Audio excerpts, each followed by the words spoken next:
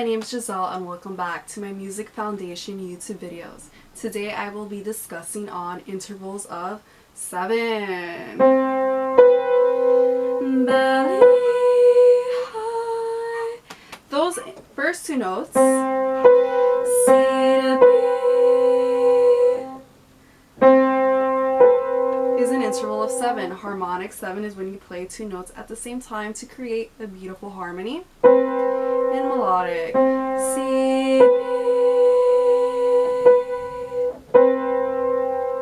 For intervals of 7, one quick thing is that you can always remember sevenths literally being, let's say, C to the letter right before the note. So in this case, C and B.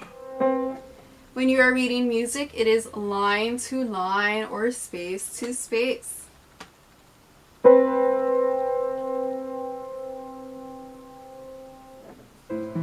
Thank you so much for watching. Please subscribe. Have a beautiful day. Bye.